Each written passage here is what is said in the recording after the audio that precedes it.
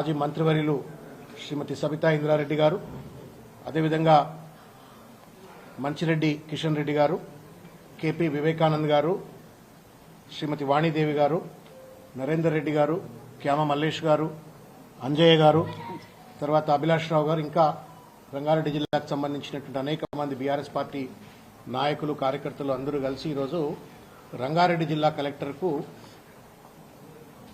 ప్రభుత్వమే రక్షించాల్సినటువంటి ప్రభుత్వమే భక్షకుడుగా మారిపోయినటువంటి తరుణంలో దాదాపు 7,000 కోట్ల రూపాయలు విలువ చేసేటువంటి సర్వే నెంబర్ 613 నాదర్గుల్ గ్రామంలో ఉన్నటువంటి భూములను ప్రైవేట్ వాళ్లు కబ్జా చేస్తుంటే వాళ్లతో కుమ్మక్కైపోయి రెవెన్యూ అధికారులు, ప్రభుత్వ అధికారులంతా కూడా కుమ్మక్కైపోయి ఇవాళ ఈ భూమిని కబ్జా చేస్తుంటే, ప్రేక్షక పాత్ర పోషిస్తుంటే ఇవాళ బాధ్యతతోటి ఒక ప్రతిపక్ష పార్టీగా ఈ 7,000 కోట్ల రూపాయల విలువ చేసేటువంటి ఒక భూమి ప్రజల ఆస్తి, భవిష్యత్ తరాల ఆస్తి కాబట్టి దాన్ని కాపాడాలనే ఉద్దేశంతో ఈరోజు ఈ వినతి పత్రాన్ని ఇవ్వడానికి వచ్చాం.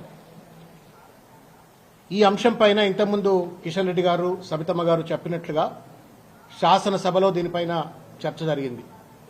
తర్వాత విస్తృత స్థాయిలో తెలంగాణ భవన్లో బాధితులను పక్కన కూర్చోబెట్టుకుని హరీష్ రావు గారు విస్తృతంగా దీనిపైన ప్రజలను చైతన్యపరుస్తూ ప్రభుత్వానికి సూచన చేస్తూ వెంటనే గవర్నమెంట్ ల్యాండ్ దీనిపైన పొజిషన్ తీసుకోండి అని చెప్పని విజ్ఞప్తి చేయటమైంది. అయినప్పటికీ కూడా దున్నపోతు మీద నీళ్లు పడ్డట్టుగా ఈ ప్రభుత్వం వ్యవహరిస్తూ ఇవాల్టికి కూడా ఈ ప్రభుత్వ భూమిలో మూడు కంపెనీలు ఇష్టారాజ్యంగా వాళ్ళు భూమిని కబ్జా చేస్తూ అక్కడ దాదాపు 600 మంది రైతులు దాదాపు 3-4 దశాబ్దాలుగా అక్కడ వ్యవసాయం చేసుకుంటున్నటువంటి ఒక పేద వర్గాలకు చెందినటువంటి ఒక రైతులు వ్యవసాయం చేసుకుంటే వాళ్లను అదిరించి, బెదిరించి, బౌన్సర్లతో దాడి చేసి వాళ్ళందరినీ ఎలగొట్టి వాళ్ల జీవనోపాధిని, లైవ్లీహుడ్స్ ను డిస్ట్రాయ్ చేస్తూ అక్కడ షీట్లు పెట్టి ఒక రాక్షస రాజ్యాన్ని కొనసాగిస్తుంటే గుడ్డిగుర్రం పళ్లు దోవినట్టుగా ఇవాళ రంగారెడ్డి జిల్లా రెవెన్యూ అధికారులు గాని లేకపోతే మొత్తం ప్రభుత్వ యంత్రాంగం ఇవాళ కళ్లు మూసుకొని ఇవాళ ఒక నీచత్వానికి పాల్పడతా ఉంది. కంచే చేను మేసింది అని చెప్పని వెనకటి సామెత ఉంటుంది. ఈ ఉదంతాన్ని గనక తెలంగాణ ప్రజలు గాని, మీడియా మిత్రులు గాని లోతుగా గనక విశ్లేషించినట్టయితే ప్రభుత్వం ఎంత చిల్లరగా, ఎంత నీచంగా రియల్ ఎస్టేట్ మాఫియాగా మారిపోయింది అని చెప్పని మీకు అర్థమవుతుంది. గుడ్ గవర్నెన్స్ ఇవ్వాల్సినటువంటి ఒక రేవంత్ రెడ్డి గారి ప్రభుత్వం రియల్ ఎస్టేట్ దందాలకు, రియల్ ఎస్టేట్ మాఫియా ఎట్లా ఏర్పడ్డది అనటానికి ఈ నాదర్గుల్ సర్వే నెంబర్ 613 ఉదంతం అనేటువంటిది స్పష్టమవుతుంది. బాధ కలుగుతా ఉంది.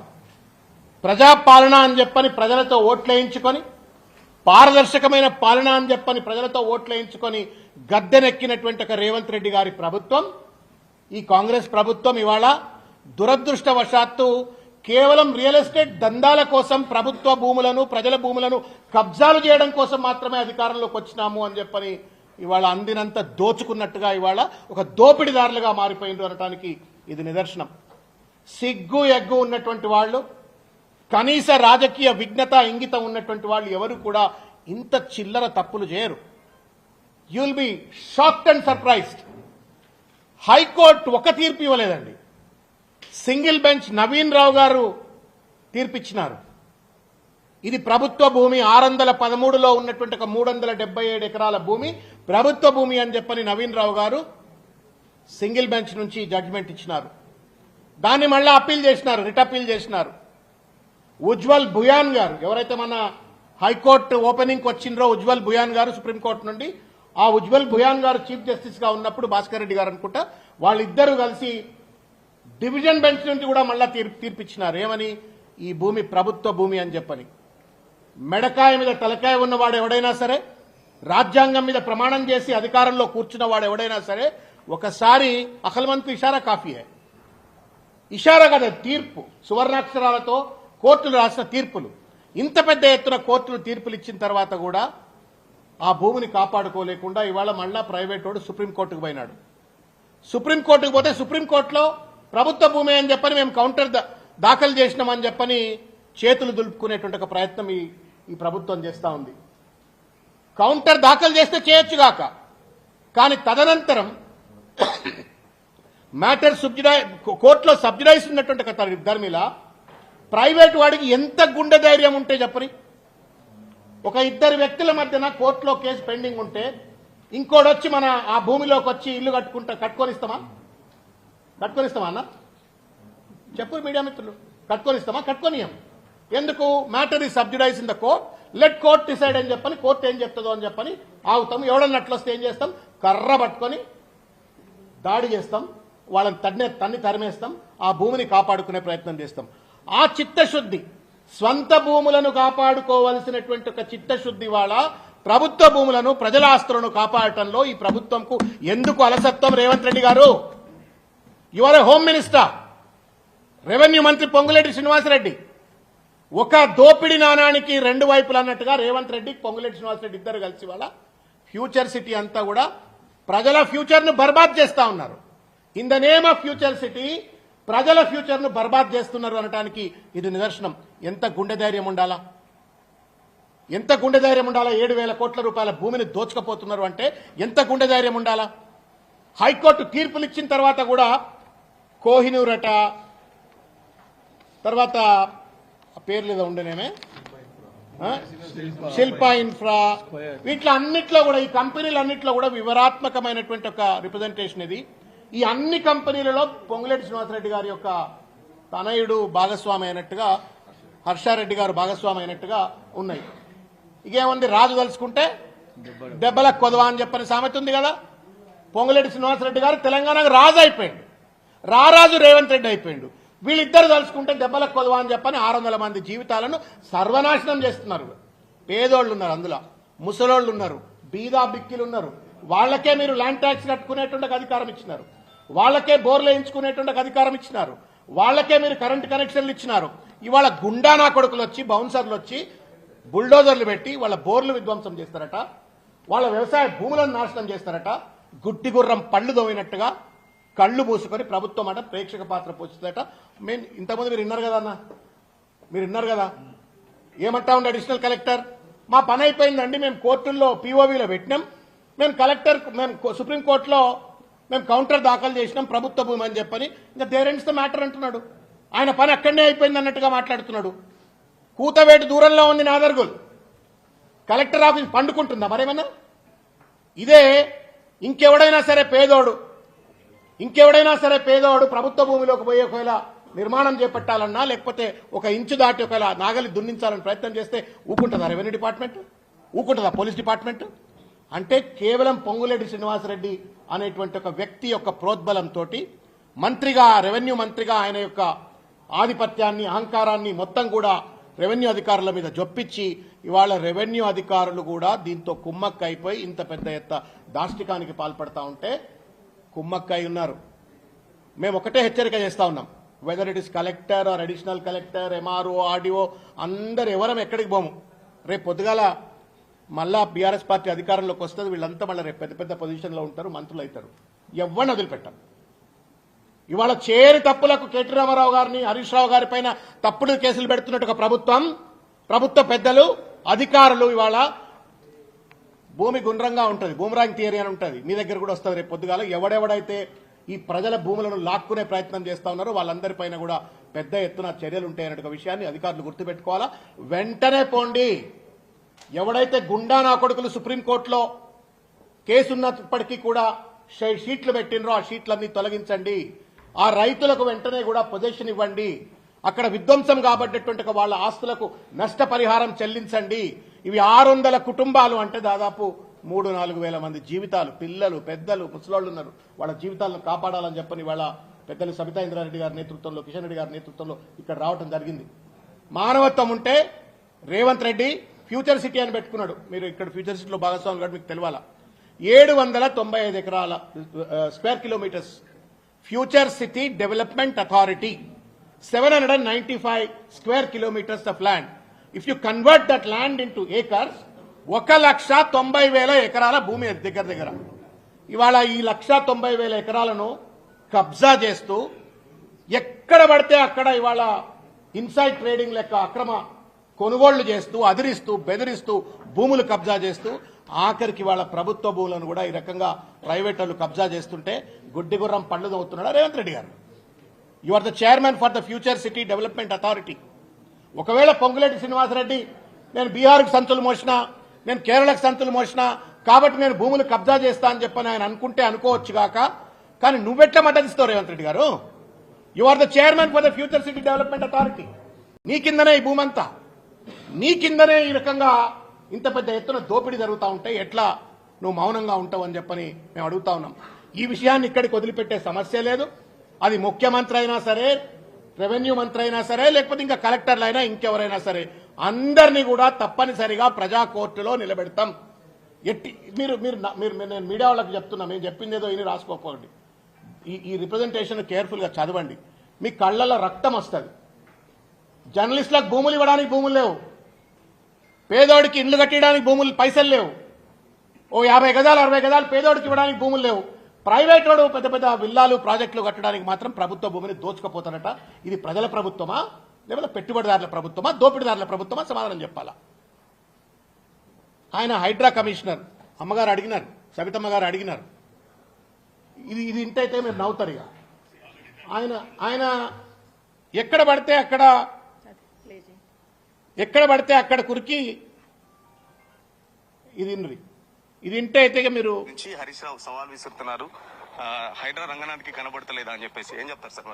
మరి ఆల్రెడీ దాని మీద మేము ఎంక్వైరీ స్టార్ట్ చేశాము. సో ల్యాండ్ కి సంబంధించింది ఆల్రెడీ చెప్పారు. ల్యాండ్ కి సంబంధించి కలెక్టర్ గారు అది ప్రైవేట్ వాళ్ళకు ఉన్నదని చెప్పేసి చెప్పినారు. వాళ్ళ సంబంధించిన వాళ్ళు కూడా మీడియా ప్రెస్ మీట్ పెట్టి కూడా చెప్పినారు. సో ఎనీహౌ అది ఎంక్వైరీ జరుగుతున్నది. దాని ఎంక్వైరీ తర్వాత మేము డెఫినెట్ గా యాక్ట్ చేస్తాం. ఏదైతే చెరువు ఏదైతే ఉన్నారో ఆ చెరువు ఒక దాదాపు 15 ఎకరాల చెరువు ఏదో దాంట్లో ఉన్నదని చెప్పి అన్నారు. 15 or 23 వాట్ ఎవర్ అది నోటిఫై అయిందని అంటున్నారు. వాళ్ళు కూడా వచ్చారు, ఆ రిప్రజెంటేటివ్స్ కూడా. వాళ్ళు వచ్చేసి వాళ్ళే మీరు మాకు చెప్పండి, చెరువు ఎక్కడ ఉందో చెప్పండి, అదంతా మేము ఇమీడియట్ గా దారి అంతా మొత్తం ఇచ్చేసి దాన్ని ఓపెన్ చేసేస్తామని మేము అన్నారు. మేము దానికి కూడా ఫీల్డ్ సర్వే పెట్టాము. Local irrigation, revenue, HYDRAA team అంతా కూడా వెళ్ళి ఆ చెరువు ఏదైతే వాళ్ళది ఉందో అంతా ఫ్రీ చేసేదానికి కూడా నెక్స్ట్ వీక్ ఫీల్డ్ సర్వే పెడుతున్నాం. మీరు విజిట్ చేస్తున్నారో ప్రత్యేకంగా దానికి సంబంధించి నేను అవసరం లేదండి. ఇట్లా నేను అక్కడ పెద్ద కలుషితము అది అయింది లేదు, జస్ట్ ఇది ఎంక్రోచ్ అయిందని అంటున్నారు. అది మేము మా జిఏఎస్ దాంతో చెక్ చేస్తాము. దాని చుట్టూ ఫెన్సింగ్ అట్లాంటిది ఏమైనా ఉంటే కనుక వాళ్ళు కంపెనీ వాళ్ళు కూడా మేమే స్వచ్ఛందంగా తీసేస్తాము అని కూడా వాళ్ళు చెప్తున్నారు. అది మాకు లేక్ ఎక్కడ ఉందో అక్కడ చూపించండి అని అంటున్నారు. ఎందుకంటే ఇప్పుడు అది వాటర్ అది లేదని అంటున్నారు. బట్ ఓకే, వాటర్ కొంత ట్రేసెస్ ఉన్నట్టు కూడా మాకు చూసాము. ఏదైనా కానీ దాని మీద ఫీల్డ్ ఎంక్వైరీ చేస్తే ఖచ్చితంగా అది వాళ్ళు తీసేస్తామని వాళ్ళే స్వచ్ఛందంగా ముందుకు వస్తే ఫైన్, లేకపోతే కనుక మేమే తీసేస్తాం. అంతే సింపుల్. అది అదేం పెద్ద ఇప్పుడు చెప్తాను. ఇక్కడ కూడా ఈ హోటల్ దగ్గర కూడా అదే చెప్తున్నాం. వాళ్ళకి ముందు అవకాశం ఇస్తాం తీసేయడానికి. నేను అంటే చాలా మంది కోట్ల మంది ప్రజలకు సంబంధించిన అంశం అన్న ఇది. 7,000 కోట్ల రూపాయల ఆస్తులు, ప్రజల భవిష్యత్ తరాలకు ఉపయోగపడే చెరువులు అంటే మామూలు పేదవాడు చిన్న డీవియేషన్ ఉంటే ఎగిసెగిసి పడేటువంటి ఒక రంగనాథ్ గారు హైడ్రా అంత పెద్ద ఎత్తు చెరువులో వాడు కబ్జా చేస్తుంటే, 100 సంవత్సరాల కింద నుంచి ఉన్న చెరువును కబ్జా చేస్తుంటే అదేముందండి చిన్న మ్యాటర్ అంటున్నాడు. ఈ కలెక్టర్ చెప్పిండు అని అంటున్నారు. రంగారెడ్డి జిల్లా కలెక్టర్ ఇది ప్రైవేట్ భూమి అని చెప్పిండ్రు అని అంటున్నారు. రంగారెడ్డి కలెక్టర్కు ఎట్లా ఔచిత్యం ఉంటుంది అది ప్రైవేట్ భూమి అని రంగనాథ్ గారికి చెప్పడానికి? ఆయన చెప్తే రంగనాథ్ గారు ఇది ప్రైవేట్ భూమి కాబట్టి ఏం లిటిగేషన్ లేదని ఆయనే కనీస విచారణ చేసుకోకుండా ఎట్లా సర్టిఫికేట్ ఇస్తాడు? మీరు పోయినరా అని మీ బాధ్యత కలిగిన మీరు పెద్దలు, మీడియా పెద్దలు అడిగితే మేము పోవాల్సిన అవసరం లేదు, మా వాళ్ళు ఎవడో పోతాడు అని మామూలు ఆటకేమో పెద్ద పెద్ద డ్రస్సులు వేసుకొని, క్రేన్లు పట్టుకొని, బుల్డోజర్లు పట్టుకొని బుల్డోజర్ రాజ్యం నడిపిస్తూ పేదోడు ఇండ్లు కూల్చడానికి మాత్రం రంగనాథ్ గారు ముందు ఉంటారట. మరి ఎవరిని చూసి భయపడతా ఉంటారు రంగనాథ్ గారు? ఇవాళ పొంగులేటి శ్రీనివాసరెడ్డిని చూసి భయపడుతుండా, లేకపోతే ఈ కంపెనీలను చూసి భయపడుతున్నాడా, లేకపోతే కంపెనీలు వాళ్ళతో ఏమైనా మొత్తం ప్రభుత్వం కుమ్మక్క అయిపోయింది కాబట్టి నాకెందుకు, నేను కూడా అందులో భాగం అని మౌనంగా ఉన్నాడా? Why is that is not taking action? Proactive గా హైడ్రాకు ఒక ఫండమెంటల్ రెస్పాన్సిబిలిటీ ఉన్నది. ఎక్కడైతే ప్రభుత్వ ఆస్తుల్లో ప్రైవేట్ వాడు జొరపడినా ప్రభుత్వ ఆస్తులను కాపాడే బాధ్యత హైడ్రాకు ఉంది. It's mandate of the HYDRAA. దానికి ఎవరు కంప్లైంట్ ఇవ్వాల్సిన అవసరం కూడా లేదు. ఎక్కడెక్కడనో సుమోటోగా కేసులు పెట్టేటువంటి కూల్చేటువంటి ఒక హైడ్రా కమిషనర్ ఎందుకు ఇవాళ ఇక్కడికి రాలేదు అంటే అంతా కూడా దొంగలు కలిసి దేశాలు పంచుకున్నట్టు అని చెప్పిన సామెత ఉన్నట్టుగా ఇవాళ అటు హైడ్రా, ఇటు రెవెన్యూ అధికారులు, పోలీసులు, ముఖ్యమంత్రి గారు, రెవెన్యూ మంత్రి గారు అందరూ కుమ్మక్కైపోయి 7,000 కోట్ల రూపాయల భూమికి మంగళం పాడుతున్నారు. దయచేసి రంగారెడ్డి జిల్లా ప్రజలు, ఫ్యూచర్ సిటీ ప్రజలు ఆలోచించండి. మన ఫ్యూచర్ బర్బాద్ చేయడం కోసం ఇవాళ ఈ చిల్లర డ్రామాలు పాల్పడతా ఉన్నారు. అన్న ఇవాళకి కూడా ఇవి ఉన్నాయి. ఇగో ఇది చూడ్రి, ఇగో ఇది చూడ్రి, ఇది గవర్నమెంట్ దిమ్మె, గవర్నమెంట్ ల్యాండ్ అని దిమ్మె అన్నాయి. దాని లోపలికి వేసుకునేవాడు, దాని లోపలికి వేసుకొని వీడు రేకు పెడతాడు. ఆవు కథ చెప్తా ఉండే అడిషనల్ కలెక్టర్ ఇప్పటిదాకా మీరు విన్నారు కదా. మొత్తం ఆవు కథ. ఏమని అడిగితే మేము సుప్రీంకోర్టులో కౌంటర్ వేసినాం మా భూమి అని, ఏమని అడిగితే మేము పీఓబీలో పెట్టినాం కాబట్టి మా పని అయిపోయింది అని చెప్పని ఆవు కథ చెప్తుండు. మరి ఏం చెప్తాడు కలెక్టర్ గారు దీనికి? ఏ ధైర్యంతో వీడు షీట్ గవర్నమెంట్ ల్యాండ్ దిమ్మని లోపలికి వేసుకొని షీట్లు పెడతాడు? ఇక ఇది చూడరన్న,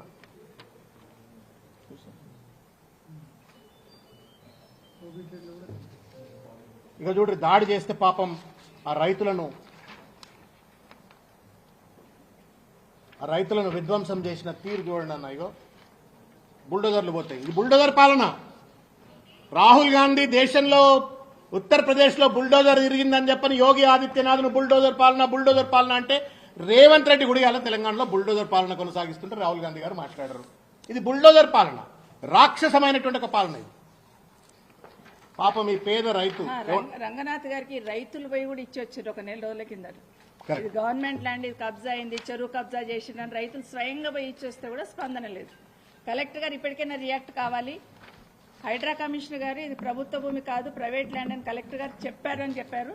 ఇప్పటికైనా ఇమీడియట్ కలెక్టర్ గారు మరి అది ప్రభుత్వ భూమా లేకపోతే ప్రైవేట్ భూమా అదైనా క్లారిఫై చేయండి. కోట్లనేమో గవర్నమెంట్ ల్యాండ్ అంటున్నారు, ఇక్కడ మరి రంగనాథ్ గారికి ఏమో ప్రైవేట్ ల్యాండ్ అని చెప్తున్నారు. ఏది క్లియర్ అనేది కలెక్టర్ గారు ఇమీడియట్ గా చెప్పాలి. ఇమీడియట్ గా భూమిని అంతా కూడా కలెక్టర్ గారు హ్యాండ్ ఓవర్ చేసుకోవాలని విజ్ఞప్తి చేస్తున్నాం.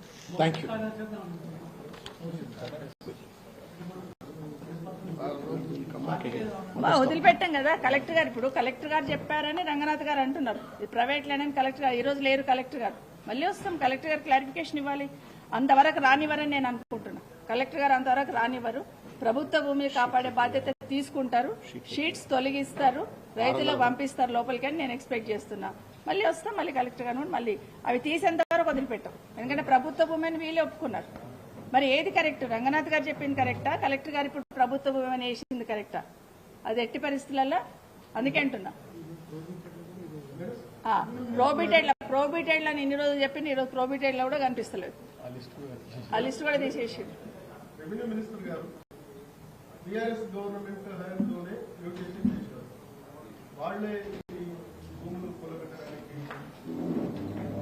ఇప్పుడు ఏం చెప్పారు అడిషనల్ కలెక్టర్ గారు? ఏం చెప్పారు? దాన్ని మొటేషన్ చేసినట్టు చూపించినా రికార్డులలో లేదంటున్నారు. అంటే అర్థం ఏంటండి? అంత క్లియర్గా ఒక అధికారి పైన అడిషనల్ కలెక్టర్ గారే చెప్తున్నారు కదా, చేస్తున్న మొటేషన్ చేసినట్టు చూపిస్తున్నా వాళ్ళు ప్రైవేట్ ల్యాండ్ వాళ్ళు రికార్డులలో లేదు అని చెప్తా ఉన్నారు.